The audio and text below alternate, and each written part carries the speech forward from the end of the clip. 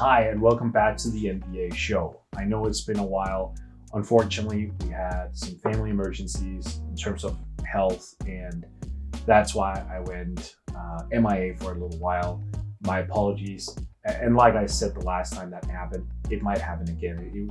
We're in a very different and weird situation when it comes to health these days, and as I'm sure you all know. But for this moment, I'm back to doing videos, hopefully for the long run, let's hope. And starting off is a chat about the Charlotte Hornets, more specifically, Gordon Hayward's contract.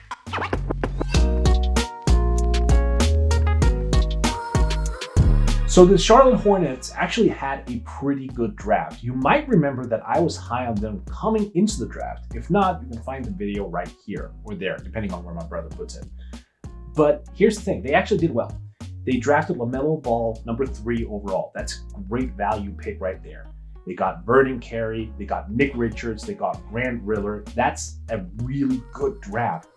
And after that draft, I was like, this team is going places, which I actually thought initially coming into the offseason. And then free agency happened. Yeah, I know, right? So Gordon Hayward, undoubtedly a good player, but he was given $120 million over 4 years. That is $30 million a year. But the math doesn't really end there, because to actually have enough cap space to sign Gordon Hayward, the Hornets decided to waive and stretch Nicholas Batum's remaining $27 million contract. And that actually means that over the next 3 seasons, over $9 million is added to the cap, effectively costing them $39 million for the Gordon Hayward experience over the first 3 years. Gordon Hayward undoubtedly is good. Currently, he's averaging around 19 points, 5.5 rebounds, almost 5 assists. Like, he's fine. But fine isn't worth almost $40 million a year. You don't go out of your way to get out of cap hell only to dive right back into it for Gordon Hayward. So I guess what I'm trying to say here is they were so close. Now their future isn't settled because of this. Gordon Hayward isn't going to prevent them from being good. LaMelo Ball actually looks like a very productive NBA player, and I'm saying this despite him having played just 7 NBA games. It does look positive. But from a salary cap perspective, they went into a place they were trying to avoid. They spent years digging themselves out of a financial situation that was just not sustainable, only to move back into it. They could have spent that money in so many different ways. They could have actually decided to go to teams that had bad contracts and said, you know what, we're actually on financial stable terms again.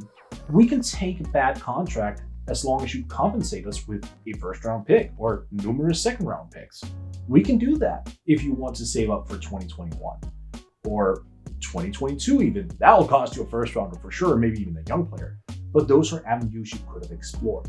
Instead, they go with Hayward, who's 30, and combine him with LaMelo Ball, 19, and Devontae Graham, mid-20s, same for Terry Rozier even.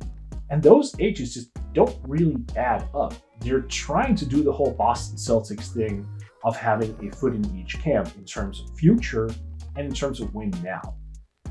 That worked for the Celtics okay, but that's also because they got Jason Tatum and Jaylen Brown, 2 outstanding two-way players. Who's there on Charlotte's roster currently who fits that description?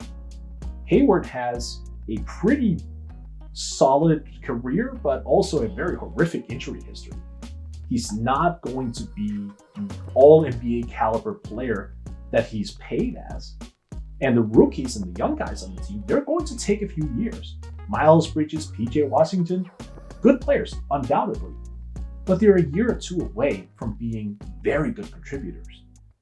So what I'm asking here is, was that gamble worth it for Hayward?